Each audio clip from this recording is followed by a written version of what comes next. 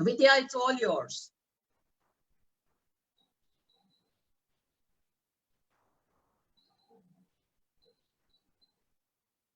Okay, so very good afternoon, everybody.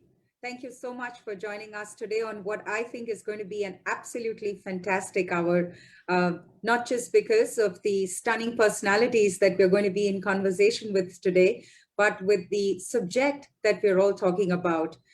We've all hopefully had a chance to have read this incredible book, Once Upon a Story. And if you've not read it, please get it now. Read it, whether you're in education or not. It is a book worth reading. And I'm so delighted that we are dedicating this next hour to being in discussion with the authors of this book. And specifically, it is my pleasure here to be in conversation with both of them. Dr. Swati Popat Vats and Ms. Vinitha R. Welcome. And thank you so much for joining us today. And Vidya, I would like to introduce you to everybody. Vidya Moorthy is from Bassett Education.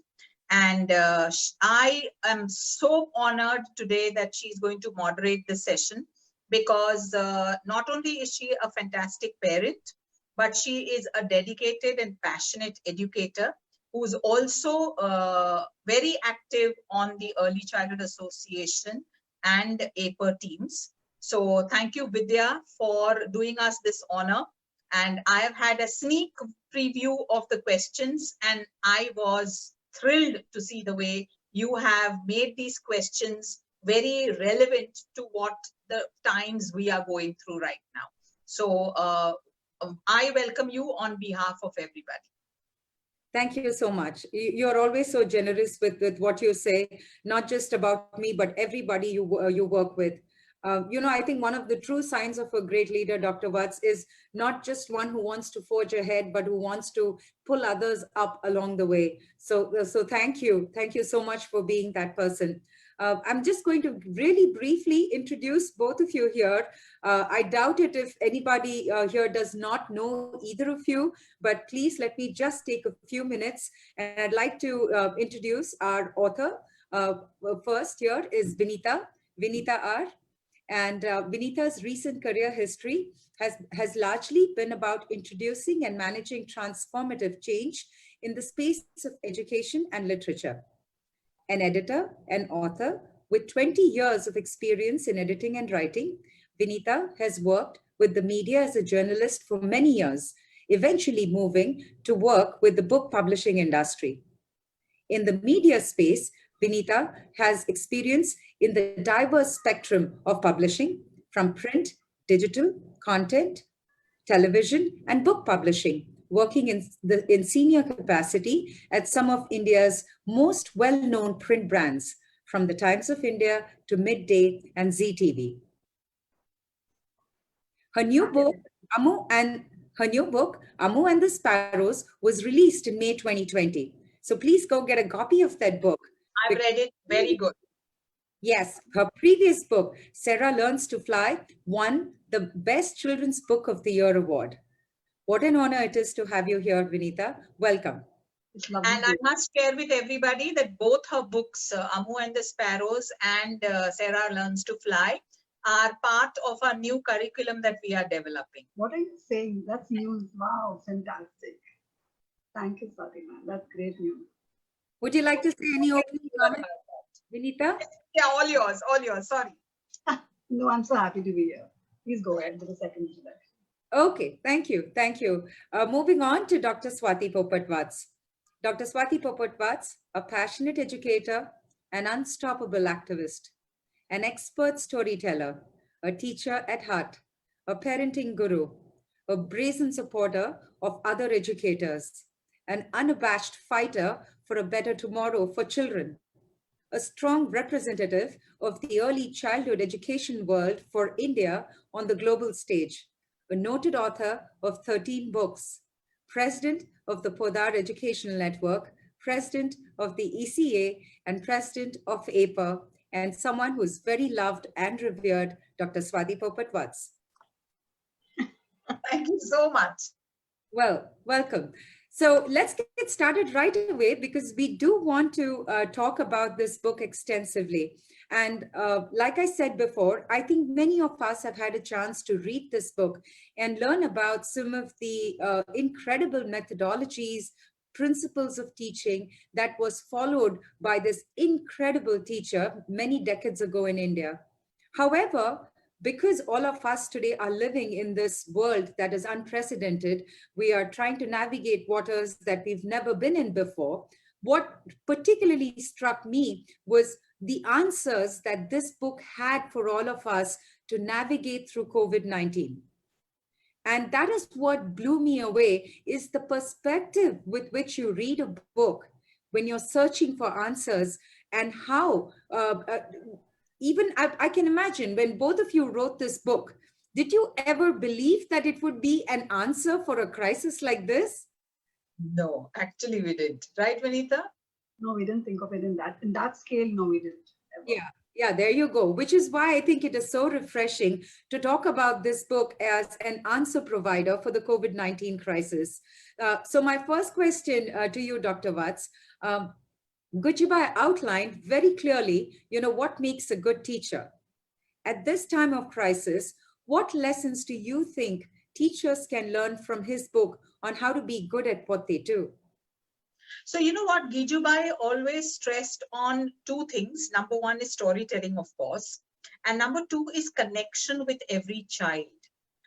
Number three, if I had to add, was that he was very observant of the children in his classroom and knew who was good at what. So what would work with which child. So these are the three essentials right now that teachers need to develop. Number one, we know we have moved towards blended learning.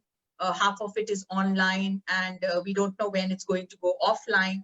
Storytelling is something that teachers must take from what Gijubhai taught. Because imagine conducting your class on Zoom and Google and not telling stories. You have to tell stories because you got an audience right there. And if you were to do your history, your geography, in a story format, in an interesting format, there would be no way that these children whom you can't see on Zoom would go to sleep. So I think that's one thing that they should take. Number two, connection to every child. On Zoom, when you are there, you have these 40 children on the screen, and you should know that this question I must ask this particular child, or this particular child will not be able to answer and will be embarrassed. So I must not ask the question in this manner. And observant, because based on the children's questions, you would know each child, because right now what we are struggling with, how to assess children. So if you have conversations with them and everybody participates, if you put together these three things that he taught teachers, it would be remarkable. Fantastic, Dr. Vats, because I think that as, not just schools in India, I think even internationally, when they're talking about student success and putting students first and the completion agenda and everything that they're talking about on that stage, I think we did it 80 years ago. Would you agree, Dr. Vats? Absolutely, absolutely. More than 80 years ago, because more than 100 years ago now. He was 1920 is when he set up his first Balwadi. So which means it's almost, 200 years now? Exactly. He was teaching before that. Before he set up his Balwadi, he was teaching. So he was teaching before that. True. Yeah. Fantastic. So I would like to, can I add a little bit more to this? Please, Vinitha. I mean, I don't teach hands-on. I know it's really challenging because I have kids at home and the connectivity, like Swati ma'am says, sometimes it's just not 40 children, it's 3 classrooms, 3 sections together being taught. So it's much more than that. And, so it's the dichotomy is amazing, right? You have so many connected and so many disconnected. So each child is incredibly important. He always talked of being intuitive and adapting. He talked of evolving, and we are in a space where none of us know what we're doing. We're almost walking, we're groping our way, we're figuring it out. And lots of what he talked was that you won't have a solution in hand. It doesn't mean you should stop trying. You can try your best intention, and your best effort doesn't necessarily mean success, but you don't stop. And these are the things that we need to put into play, because and taking pride in what you do. So you do that well, you figure out you have larger numbers perhaps right now, but you still connect, like Swati ma'am said, teach storytelling, finding out which child, what subject works with which child, or which child is challenged in that, and picking that up, making them want to speak in that classroom. So all those things that he taught. So yeah, evolving and being intuitive about it and solving it as we go, because none of us know what to do in this situation. This is completely new for the whole world. Yeah. So there aren't any maps to look at. There aren't maps to follow. Yeah, we have some countries a couple of months ahead of us, but that necessarily won't stick with our situation. So all of that is what I would say. A good teacher would need to be all of that. All the more alert, all the more connected. Fantastic. Thank you so much. Thank you so much, Vinitha. I just would like to tell our audience members that they are welcome to send in their questions via chat.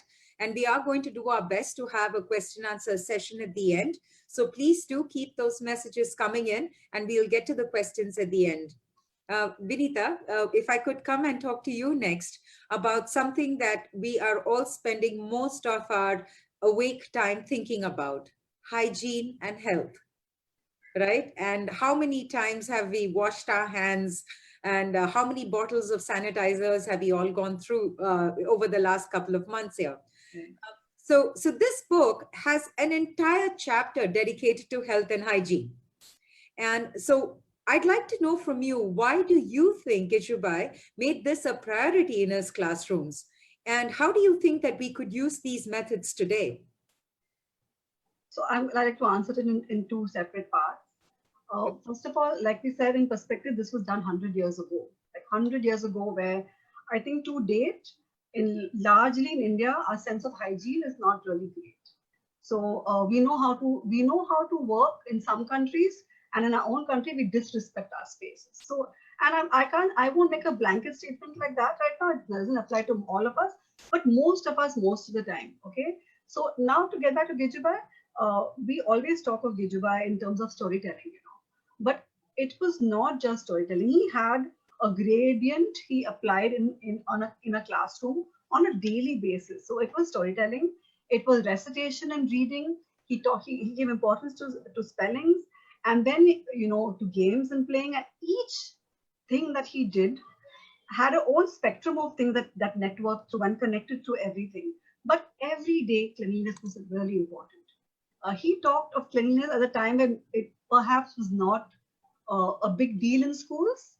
So we're talking of a small town, a small school, at a time when the Macaulay system was going on into place, and schools had a structure that they played.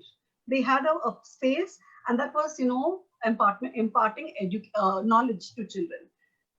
When Gijubhai talked, he redefined education, according to me, because the lines between who you are and what you are as a child and what we want to do in the process of education is a whole process. It's not just one part of it. And therefore the lines between home and school blurred. And personal hygiene and cleanliness were important, because if you're not clean in your body, you couldn't be fit enough to be all of you in a classroom. And he put that into place for them to come, comb their hair, cut their hair, wear a clean uniform, wash your hands before you enter, clean the space in where you're sitting there, where you were studying. So they were sitting on the floor, they will clean that space, was something he put into place, because the lines between being who you are, applying yourself in your space, were connected to him. And today, where the whole world is talking of hygiene and space, and we're doing it all the time, he said, do it every day, every time. Be clean yourself, physical space, the space around you. And you're personally responsible for the space around, your own physical space and the space around you. And that's what he talked, and only because his concept of education was far bigger. Vidya, also because he was inspired by Montessori. And Montessori deeply believes that you cannot control your education till you can't control your body and your daily needs. And that's why she has experiences, everyday experiences, practical exercises for everyday experiences like buttoning and pouring without spilling, etc. If you are not able to take care of yourself, How will you take care of your books? Or how will you take care of your lessons? Or how will you know that my spelling is wrong? Because you wouldn't know the difference between right order and wrong order in your surroundings. So he was very, very clear about that. He was also inspired by Gandhiji, where Gandhiji used to say that cleanliness is next to godliness. So in India, Vidya is supposed to be a form of godliness. You know, it's something that it comes to you from above. It's something that's spiritual. And that's why cleanliness was very important to him. Fantastic perspective. I think even as adults, if you could just extrapolate it from the childhood environment and apply it to ourselves as adults, you know, you talk about taking care of yourself before you reach out and take care of others around you. And how high is that thought process really?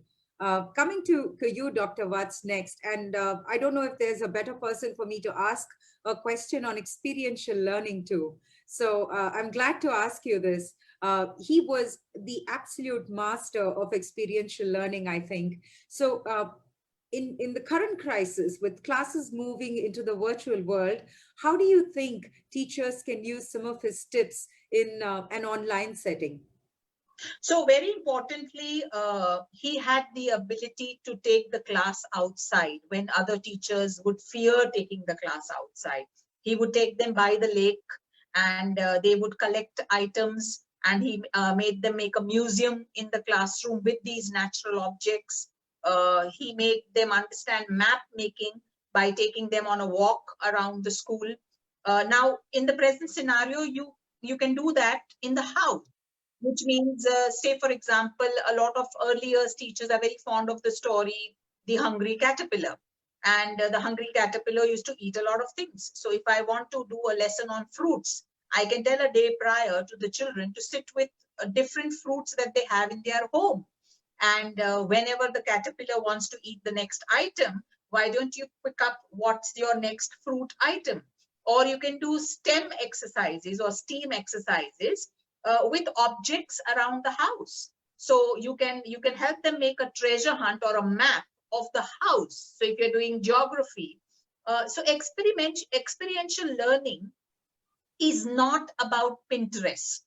That's very important for a teacher to understand, that if you are going to search Google and Pinterest for experiential learning ideas, that means it's not gone here. Gijubhai had no Pinterest or Google. He believed in experiential learning, and that's why he was able to bring it in every subject that he taught. The plus point about Gijubhai was that he wasn't a subject teacher. He was a class teacher, which means he taught maths, he taught the languages, he taught geography, he taught everything through his experiential techniques. So it's very, very important for teachers to understand and have that feeling, how do I make this interesting for my class? Once the teacher has that question in mind, she will be able to think of ideas to make it more, what is experiential learning? It's more about giving the children the experience of the subject that you are trying to teach. And most teachers limit themselves to showing teaching aids. Even now, when they're doing it online, they show maybe a PowerPoint presentation. But go a little step further and let the child explore it. Give them a project to do something at home with ready available objects that they don't have to go to the stationery store to buy. So I would say experiential learning is a way of teaching that needs to be imbibed by the teacher. And if you read his book, Divaswapna, which is available on Google, you will realize that this man had made up his mind that I am not going to fall into these shackles of age-old traditional teaching. And that's why he was able to come out with his own ideas, because he understood educational theories. Wow. Wow. Would you like to add to that, Vinitha? I see you nodding your head. No, I agree. It is the best way to involve your student is making them participate. And the best way you can make them participate is making them explore and coming back to you with, so yeah, project. Lots of people, lots of schools are doing project-based studies only because experience then makes learning so close to the child and unforgettable. In a way, storytelling is experiential learning because yes, a good story is one which you use your senses maximum. So when I connect to the story, through sight or sound or touch. It's also experiential learning. I relate to the story because I'm in that story, and a lot of I think that is also experiential learning in many ways, for the reason that you connect when your senses are connected to that concept. To So many of the listeners, Gijubhai's book is called Divaswapna. Diva means daydreaming. Divaswapna.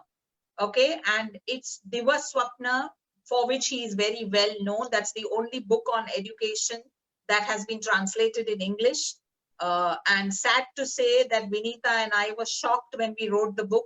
We realized that nobody has written a book on Gijubhai. We were the first ones to do so. In any language. Yeah, in any language. In any language.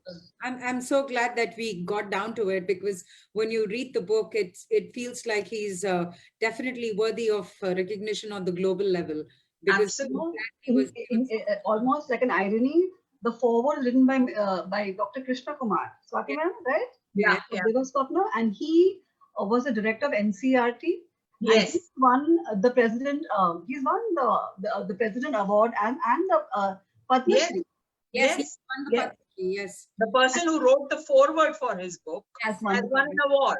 But Gijubhai till date has not won an award.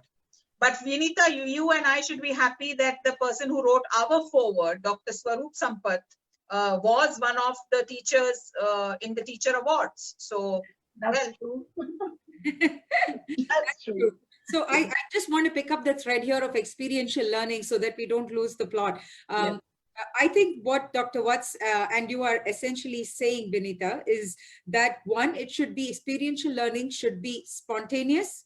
It should be woven into a teacher's thought process, and it should be situational. So if you're doing a geography class and you're online and you tell the kids, go do a treasure hunt, and they're running around their homes and trying to find little simple things, that is probably when they will remember the concepts that you're trying to teach them a little bit better, right? So I think from experiential learning, the natural next step is to talk about storytelling, Vinitha.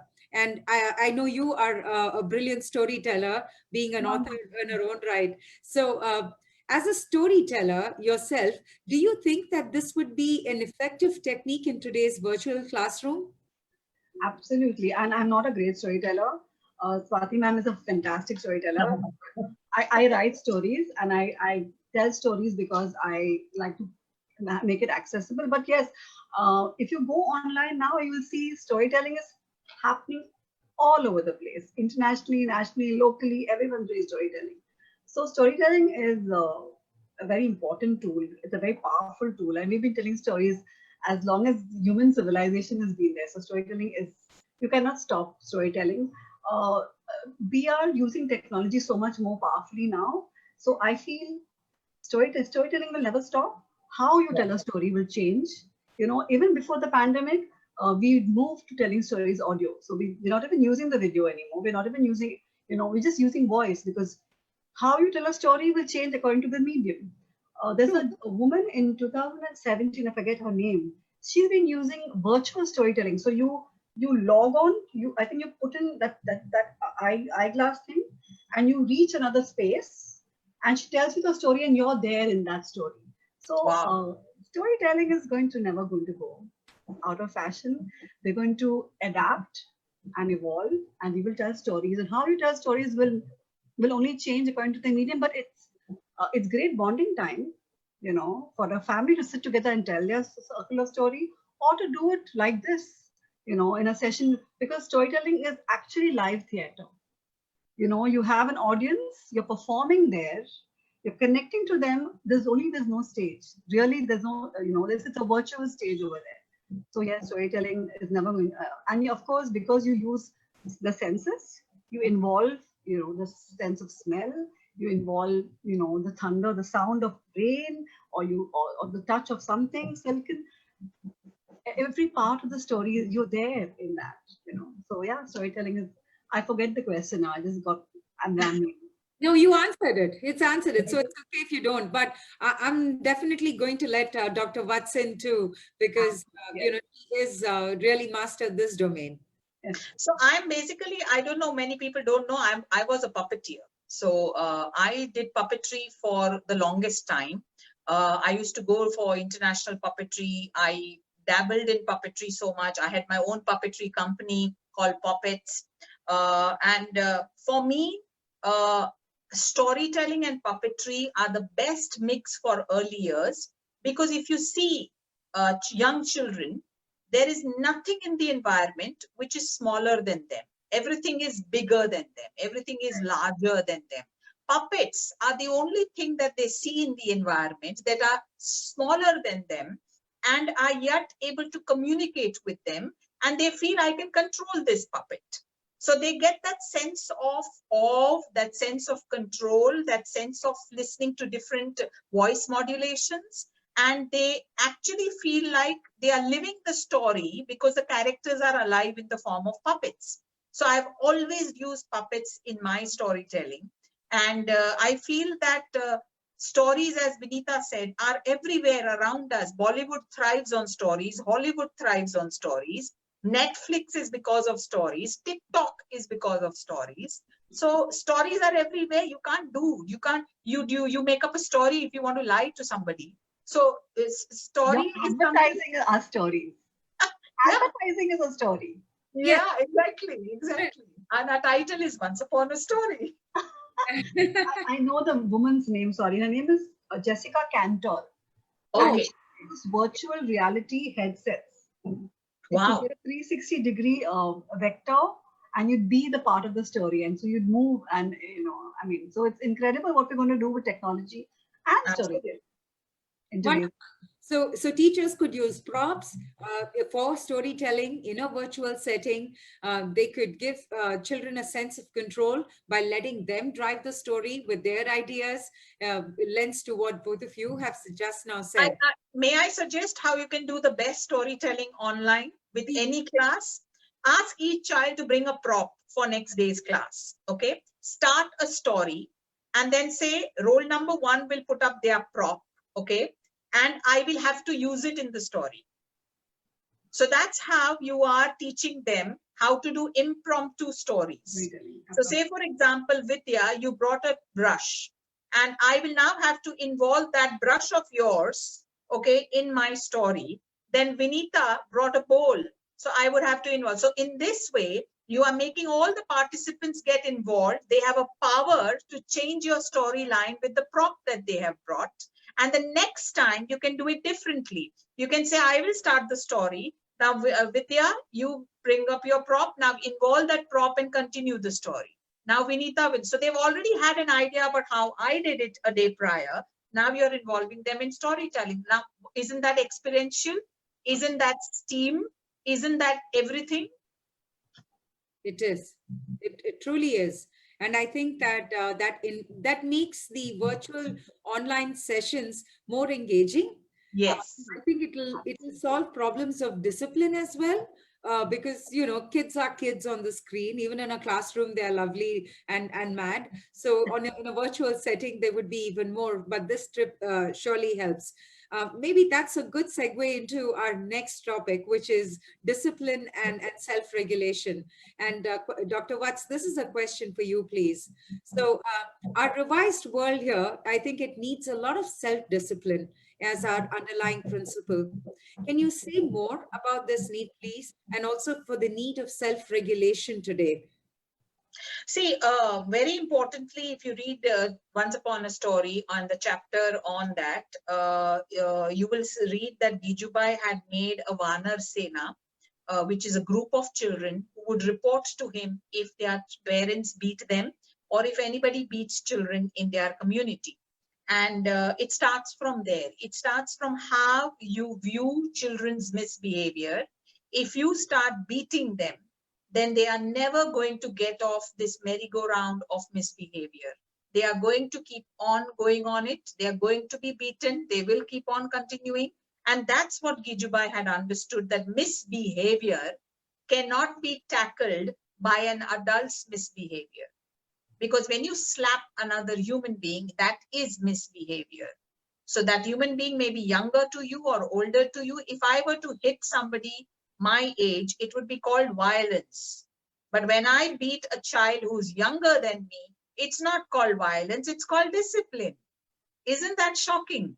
And that's what Gijubhai was completely against. And that's where he was different from every teacher in that school. All the other teachers were beating their children and considering it as an accepted norm. Whereas Gijubhai was completely against that. And he said it has to come from within. It has to be intrinsic and not extrinsic. Which means if I respect you, I would not want to do anything to upset you. And then your love becomes so intrinsic to me that I wouldn't want to do anything which I don't stand for. And that's what he brought about in the children. And for me, I've always said discipline is not discipline, it's called behavior management, which means you are helping children manage their behavior first by you guiding them and mentoring them. And then the behavior manager becomes intrinsic. So it's very important that, again, it can be done through stories, it can be done through examples, it can be done through a one-on-one talk with the child rather than ridiculing the child in front of the whole class. How does that help you? How does it help you? By sending the child out of the class. You are sending the problem away. You're not solving the problem. So there are so many of these things that were involved in Divaswapna, that were involved in Gijubhai's own teaching when he did it. And he was able to get a class that listened to him, that did not scream, all because they knew that when this man talks to us, he's doing it out of love. And that's what the children responded to. And that's what universally children respond to, love. They can see it and they can see when there is no love. May I also add to this? Please do. Also that because things are so informal right now, we're all operating from devices at home. I think very important now for children. It's so scary. We don't realize it. It's scary for children when there is a timetable not in place. So having a structured environment is really important in the house itself. It's important that wake up time is still the same, that we brush at the same time, we have bath at the same time, we at least for some amount of time putting a structure, that kind of discipline is really important. Yes. I don't know, many schools may do whether they do it or not do it. I find that wearing your school uniform and sitting before your device is such an important thing, because it's really comforting to know that school feels the same. I'm still wearing my uniform. Very well. Many schools don't do it. I mean, I know I live in a joint family, so there are 2 families here. And because not everyone's school timings are the same right now, one family gets up at 11 o'clock because they don't need to get up at 8 o'clock. And I know that it can be chaotic for children, so it's important to tell parents, maintain some structure, keep it fluid at the place that it needs to be fluid. But some discipline is important for children, because psychologists tell you the children like structure. It makes them feel safe. Yes. The brain thrives on structure. Brain research has proven that the brain does not thrive in a chaotic environment. The brain starts sending out the stress hormones when it is in chaos. And that is why in this chaos that the children are right now going through, if you give them that little structure in their daily way, it will help them a lot. And that's why those critiques that say that early years ke liye tum log kya kar rahe ho, why leave the children alone. Hello, there is nothing right now to leave the children alone to. The parents are going bonkers trying to handle a child who's cooped up in the house. If the school were to give them some activities to do which they can do without stress, what's the harm in that? Absolutely. The harm is the parent has to sit with a very young child, and parents don't have the time for that right now. It's challenging for them because some of them have to be at work right now. So I think that is one of the things. But kids are so excited to have school online right now. They feel so happy.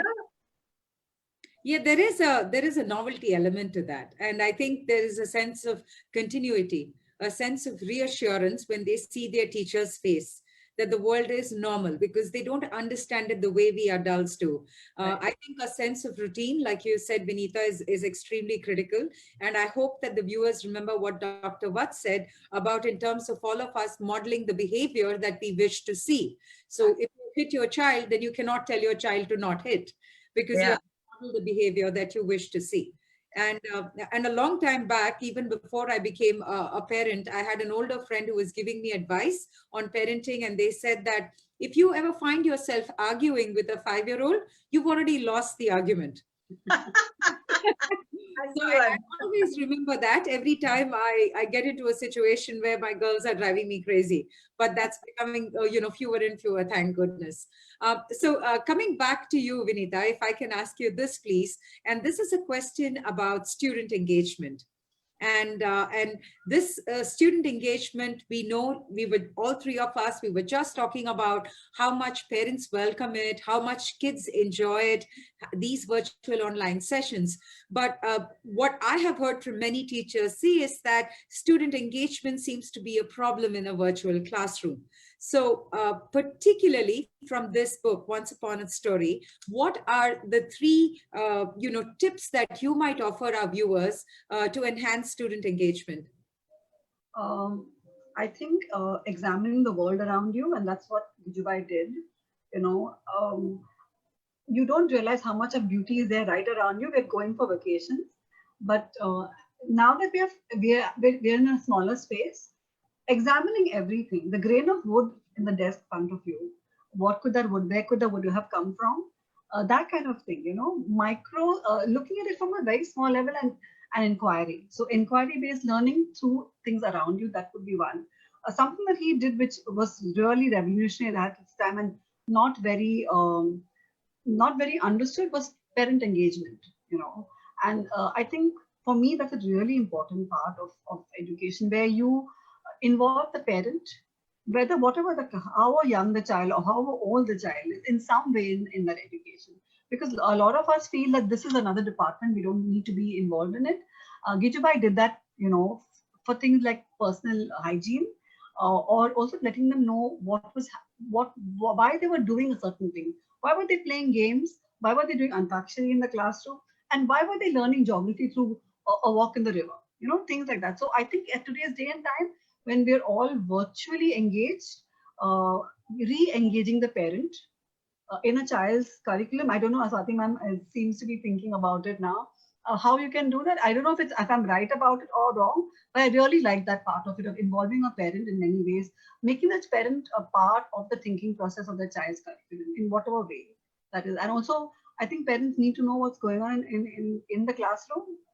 So that's second thing. And the third thing I would think would be, I would say storytelling, of course, because the best way to, from grade 10 to kindergarten, even now, would be to break up concepts through stories and involve the child in getting engaged, by breaking down that concept, getting them to understand it from their point of view through a very sensory, engaged format, and come back with experience and getting and talking about that in a classroom. Each person, breaking it into teams and working concepts like that. Fantastic. So those are the three things I would pick up. Sure. Anything that you would like to add to that, Dr. Vats?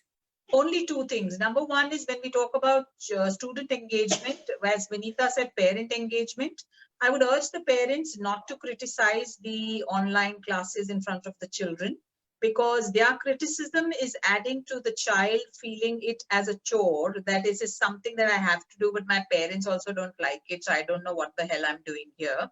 So it's very, very important to practice that kind of restraint. If you have a problem with what the school is doing, pick up the phone, call the teacher.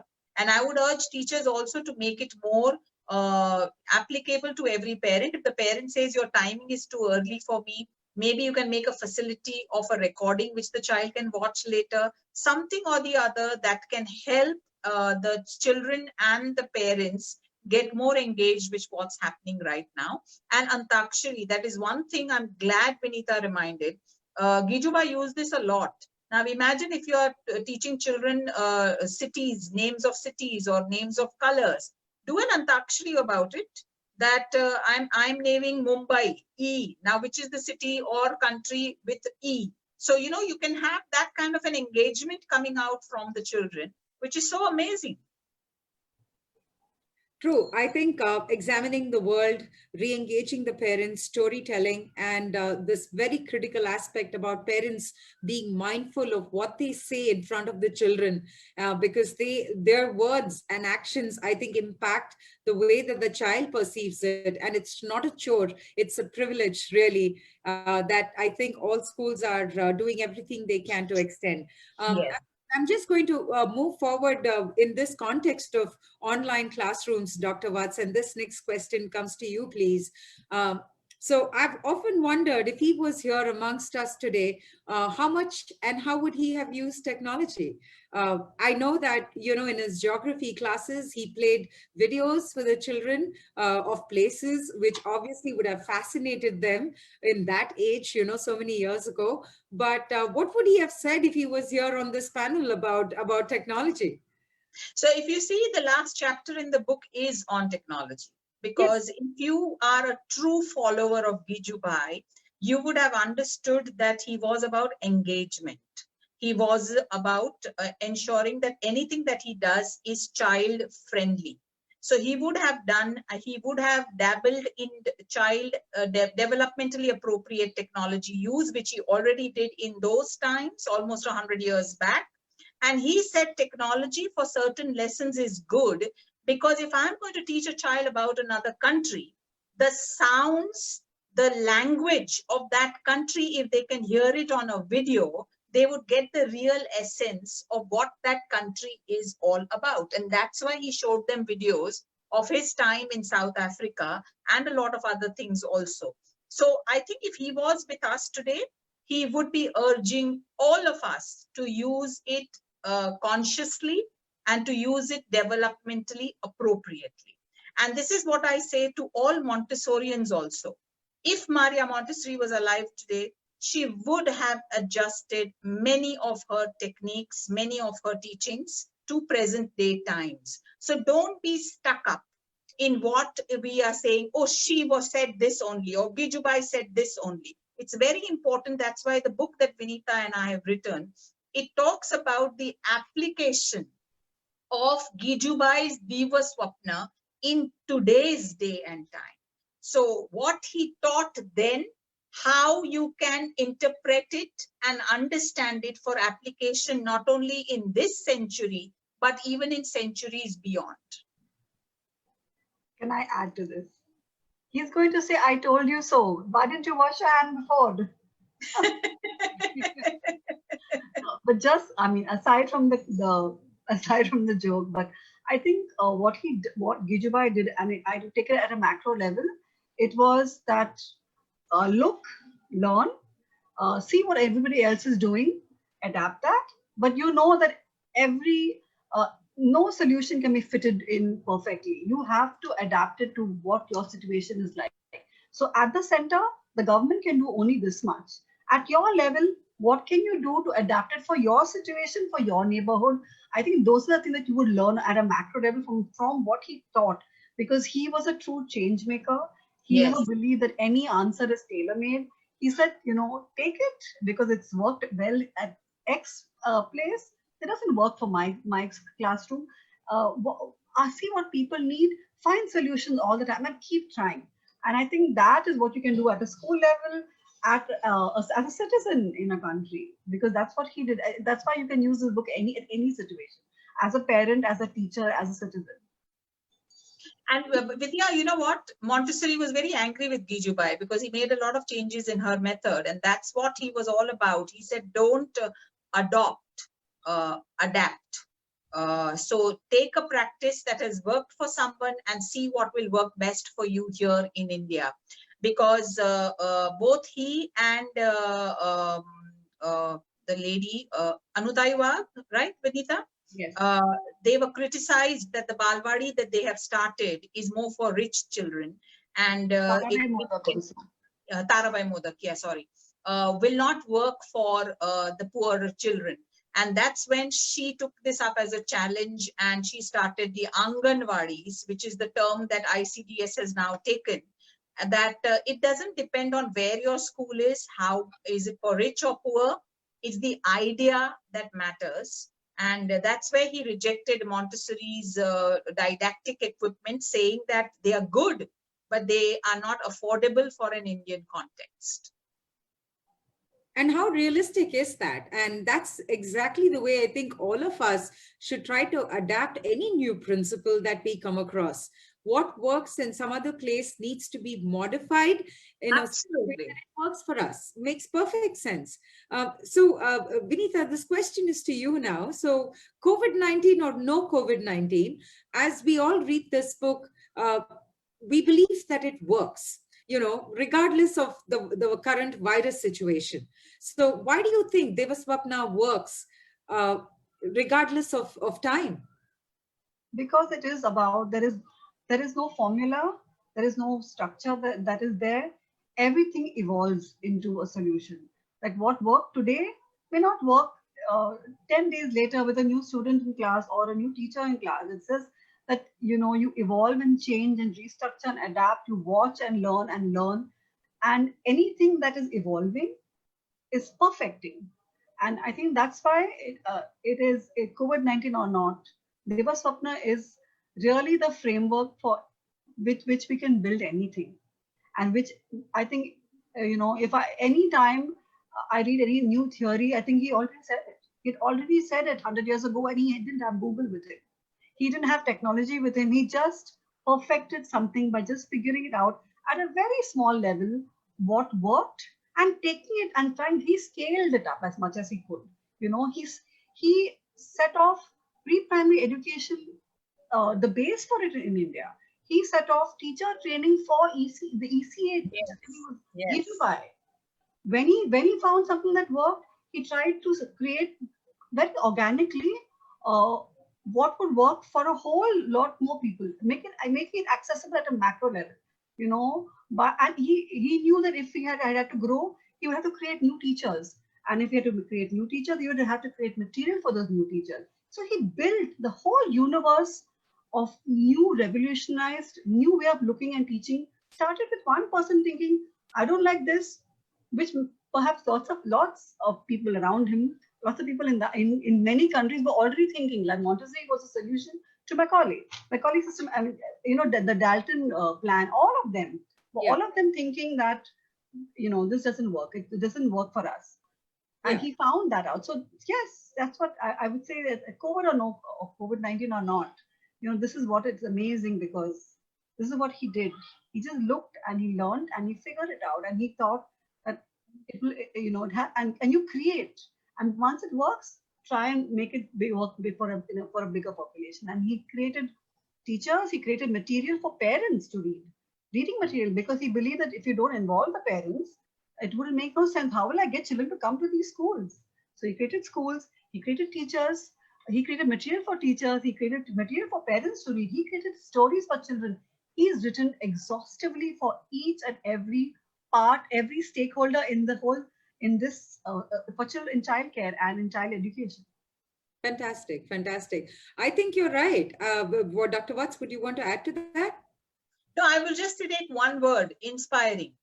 That's it. He was inspiring, and that's why he works COVID or no COVID, or 100 years back, then, or now, or 100 years from now. It's all about inspiration. And the second thing is, he thought like a parent. So he started this whole research because he didn't want his child to go through the same sham of traditional education, and he wanted his child to have right education. And that's when he started researching, and that's when he came across Maria Montessori, and that's when he learned everything from everywhere and brought about Divaswapna. Fantastic. That's he thought for the child. He kept the child at the center. And if you have furniture today that are meant for children, it is because he even thought of that. How would you have desks and tables that are so high for a child? Why would the water be kept so high? But for me, the world is at 4 feet, at 3.5 feet. For my world ends over there. Everything is so huge and gigantic. So everything, he kept the child at the center, and he saw thought from a child's eye. I agree. I think some of the things that he did almost, it appears like he did it instinctively. By instinct, you're a teacher. And I think by instinct, he was a thought leader that way. I'm dying to know this from Dr. Vats, and I've been wanting to ask her this for a long time. I've read, so many posts of yours about all your travels, your international research, and I think, you visited so many places. You just returned from your pilgrimage, which was incredible. So after having visited countries like Italy and Australia, do you really think that India was ahead of the curve decades ago, even before all of this? Jargon filled our industry? That's what made me feel sad when we wrote this book and my research over previous years also, that if you know that Jumbo Kids is almost 20 years old, and we started Gijubhai's teachings in Jumbo Kids then 20 years back. It took us almost that much time to write the book because I had to find Vinitha, and Vinitha had to find me worthy enough to write the book with.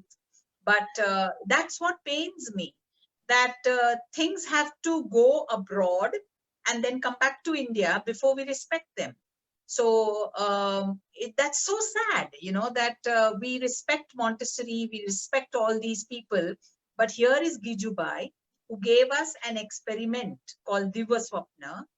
He gave us all the tools to do the same experiment in our schools, and neither do our educators know about him, nor does the B.Ed program teach about him, nor has he ever been awarded by our government, and nor does the new education policy talk about him.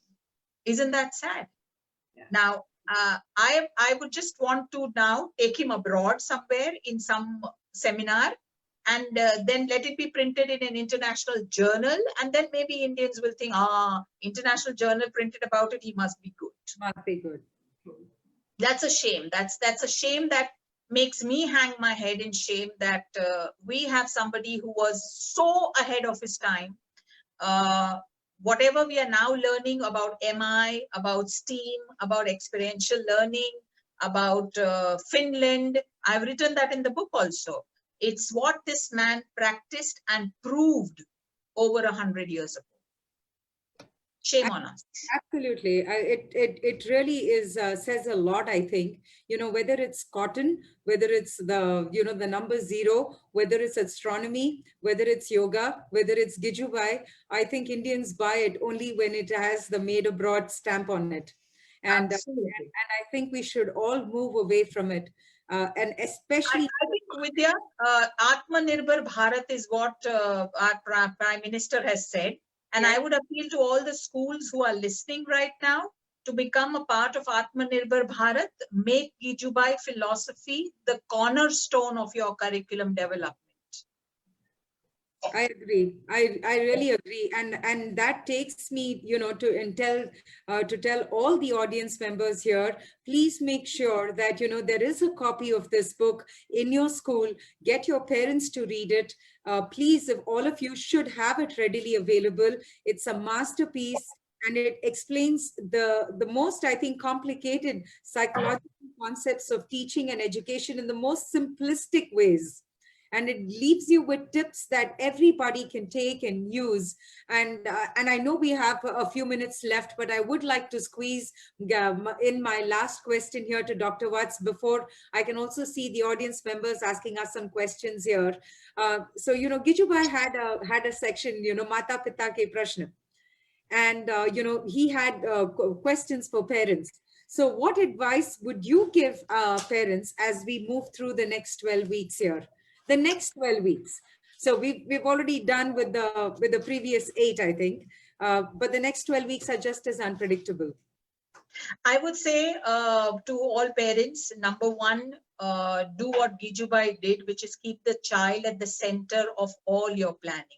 When I hear parents say, we are not able to give time to our children because we also have a lot of work, you need to keep the child at the center of all your planning, even during COVID times, because you need to understand that you are able to spend time on Facebook, you are able to chat with people. Your child is not getting any social development right now, is not able to connect with friends, it's not able to go out and play. So keep the child at the center of everything that you do. Number two, I hope parents don't need a Vanar Sena to come and tell us about beating of children, because I believe it's on the rise. Child abuse has increased both within families in India because of the lockdown and because of frustrations and stress increasing in the family. Let's not use the child as a scapegoat for this. Number 3, I would urge parents, you have time now on your hands, read Divaswapna. It's available, as I said, you don't have to buy it. It's freely available. You will have to buy our book, of course. That's also available on Amazon, and you should buy our book because our book interprets Divaswapna. But I feel every parent must read Divaswapna. And number 3, what I loved about his Mata Pita thing was he had parent orientations, even when parents didn't want to attend. He wanted parents to know what is being done in school and what is he doing with the children and why is it important. So I think parents and schools right now need to come on the same page. And the more that parents understand that it's education that's going to help this child who is right now caught in COVID, if we want to come out of this both economically, you will need education. So this is not the time for us to say, I can take out my child from school for 1 year, kya zarurat hai. It's a foundation of life that we are talking about. Wonderful. Would you like to add to that, Vinitha? No, I think Swati ma'am has really covered it all. And I think, like I said earlier, I feel that there need to be, we feel like we are at home, and I'm talking as a parent right now, and our children are right in front of our eyes, but they're not involved. And I think we need to get involved in knowing what's going on in the classroom, what they're doing and spending time with kids. Just being close in 4 walls with different devices is so much of separateness, really. It isn't connection. So stay connected with your children, I think, and talk and get involved. I think my takeaway from what both of you are saying, everything that you're saying is obviously so valid, but I think the most important thing is for parents to not displace all of our anger and frustration and anxiety onto the child. And I think we have a moral and an ethical responsibility, and it should have also been a legal responsibility. It isn't. So because we are all allowed to hit our children as of now. But India has ratified the UN child rights. So ideally, parents shouldn't be allowed to hit their children in this country. True. So that kind of, sums up questions that I had, but just because of the comments coming in, would you both recommend that if somebody wants to get a copy of Once Upon a Story, that they order it on Amazon? Is that the best way to get it? You can also write to us on E.C.A I President India @gmail.com, and we can send you a copy if you feel that Amazon is not sending you a copy. But we can do that. We can also send you a PDF of the copy till the courier system starts, and then we can courier you a hard copy of that, of course at a cost of the book. But we found the solution to that you put the money in the E.C.A bank account, we send you a PDF, and then later on when we reopen, we send you the hard copy also. Please understand, Early Childhood Association is a non-profit association, so all the proceeds that the book gets is all going in the work. Let me share with all of you that Vinitha and I both have done this as our tribute to Gijubhai, and none of the proceeds of the books are coming to us as authors. So I know Vinitha is a very well-paid author, but she has agreed to do this book for us as a kind of a tribute to Gijubhai. So I think every time you buy a book, you are paying a tribute to his work. There's a member of the audience asking what the book is cost. I think it is around 200 or 300 right now. Okay, wonderful. May I bounce a question off from the audience, please, Dr. Vats and Vinitha? So a member here wants to know the difference between experiential learning and inquiry-based learning. Swati ma'am, shall I take a go at it first? Yes, please. Yeah. So in the most basic sense, experiential learning is when you give an experience of the learning to the child, a kind of a more hands-on approach. Inquiry-based learning is when you make the subject so interesting to the children that they also get involved in the topic and are allowed to ask questions, to suggest, to create estimates about their answers, etc. So if you go to see at it from a very larger perspective, experiential learning and inquiry-based learning are both two sides of the same coin, which means if I were to use this coin, which has experiential learning on one side and inquiry-based learning on the other, this coin would work in the market. Otherwise, the coin is now notebandi, nahi chalta hai. Wonderful, wonderful. There's another question here from another member of the audience. She asks, which schools in India have adopted the Divaswapna philosophy? We have 498 schools of ours use Divaswapna. Every lesson of ours is done through a story. All his practices of disciplining children or involving taking children out, we've tried to include as much of his philosophy as possible. Vinitha, do you know of any other schools? I think his school is still alive and still running. Yeah, that is alive. At Bhavnagar, his school is there at Bhavnagar.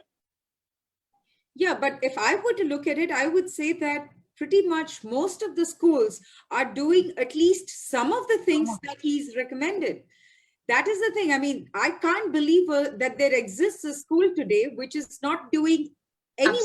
They are unknowingly doing it. Unknowingly doing it, and it's time they attributed it to Gijubhai. So instead of just saying that I am an MI school or I follow the STEAM, also say that I also have Gijubhai's Divaswapna in my school. True, true. Maybe that's the way I would look at it, that every school I think has done something or the other. But here is a question which is quite interesting from a parent, I think. So actually the parent is asking the teacher these questions and the teacher is asking you both for help. Ma'am, how to solve the query of parents like, will my 2 or a 3-year-old sit in front of a laptop for virtual learning? I think they're struggling to tell that parent an answer. So I'll tell you why this whole problem and why the Karnataka minister has also said very blatantly that this should not be done is because a lot of schools have plonked the little toddlers in front of screens like a classroom. And that's not what the learning children require right now. What they require is very small periods of face-to-face interaction with their teacher, maybe and may not be with the whole class together. So for example, I can tell you what we are doing. We have a Facebook Live where the teacher goes on that at a particular time. She sings rhymes. She tells a story which the child watches. Okay. She then gives them some activity like yoga or cooking to do at home, or gives them a little bit of homework like today you're going to help mommy with the dusting, or today you're going to help daddy do this. So this is something that becomes a child school interaction. Her rhymes change every day. Someday they are maths rhymes, someday they are literacy rhymes, someday the rhymes are about the general knowledge. So you see, the cognitive development of the child has not stopped. The interaction has changed from a live classroom to something that I will now see at home, but it has not turned the whole classroom into an online classroom. That's bad for young children. Wow. In my context, I think you answered that absolutely fabulously, Dr. Vats. I think the teachers and who are listening in, look at it from this perspective that you're looking at it. What I've noticed is that children gravitate towards videos. They gravitate towards screens anyway.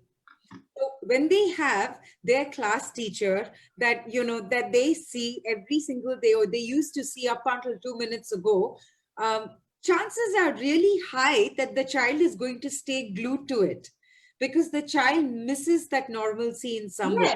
Yes. And I would say, Vidya, as it is, my child in a day is going to be watching cartoons, is going to be watching nonsense on the screen, and that also for hours together. Usme problem nahi tha kisi ko. But Abhi, if the school is saying, I'm going to give you age appropriate content on the screen, we have a problem because we feel parents will have to sit next to them. I tell these parents also that even when you are full-time working, going out to the office, you used to come home and spend at least 15 minutes to the child. Spend those 15 minutes only with this child when the teacher is teaching them on the screen. And I would urge these schools, please don't call it classes. Please don't call it school. Please don't call it learning. Please call it an interaction. Please call it a connection between home and school. Please call it blended learning. Take away these horrifying terms that are putting off parents, that are putting off everybody, child experts also. Let's understand and do things developmentally appropriately. Absolutely right on. In fact, I think that, you know, if we all just called it fun time, you know, Yeah. just call it fun time. I mean, let it. It's like fun time with school. Yeah. Well, yeah, exactly. And that would be like we are planning to call it now Jumbo Kids channel. That it's time for Jumbo Kids channel to start on Facebook Live. Why don't you watch TV and say, Mera Pogo ka channel hai? Utter rubbish children are watching and learning all kinds of nonsense from all these cartoons. I would rather they see some sense which the school has sent. There is no doubt. There is no doubt. Closing comments. Vinitha, would you like to go first, please? Closing comments? Yes. Swati ma'am go first. I can add to it. Okay. Closing comment, I would say the best thing that in my life was that Vinitha agreed to write this book, and it came out and it's doing so well. I would urge every educator and parent to have a copy of this book. And it's very important for us to understand what our own educators have done and said before we go searching the world for other educators. Because Pestalozzi, who was a father of curriculum development, said that you can't take something from one culture and just plant it in your culture. You will have to adapt. You will have to change it to the needs of your culture and your environment. And you need to do that today. It is time for us to understand that whatever we are searching, we are all searching for out-of-the-box solutions. I think it's best for us to go in the box called India and see what India has done for education, and to try that first in our classrooms and then expand our wings to find out what are others doing. See, Finland became famous because Finland did what was right for its citizens. It did what worked for it. Now everybody is trying to copy Finland and failing miserably because it's not good for their country. So I feel here is a man called Gijubhai who gave you everything on a platter called Divaswapna. And we, Vinitha and I, have given you Divaswapna in a platter called Once Upon a Story. All you have to do now is pick up the book, pay your reverence to this man, and be proud that India was so ahead in education almost 100 years back. Vinitha, please. I would say I have two words: adapt and empower. I think for the time that we are in, we need to adapt. None of us have any solutions, but we can always see what to do each day and empower your child. Empower your child to do what is right for them. They know what is right, what's going on is correct. And if they're in school, online classroom or otherwise, your child has, we stop ordering them and deciding for them, because I think these are two important words I would take from the book and in today's situation and put it together and say adapt and empower the teacher, the child, and to what's going on right now. How lovely. Very, very true. Very nice, Vinitha. Adapt and empower. I think that brings us to the end of this session. And if I were to say something is for everybody who has already read the book, please, I encourage you to pick it up again and thumb through it in the new light of the COVID crisis. You'd be astonished about the kind of answers that it has for all of us, the ideas that it will give all of us. all of us have the deepest respect for all our teachers who are trying to accomplish, learn new technologies, revise their schedules, balance between home and their profession to make sure that there is continuity or an education of our children. I think that's an effort that is definitely worth honoring. And as a resource for that, I think Once Upon a Story will have some very deep and simple answers that will help you, I think, continue to do that in the weeks and in the months to come.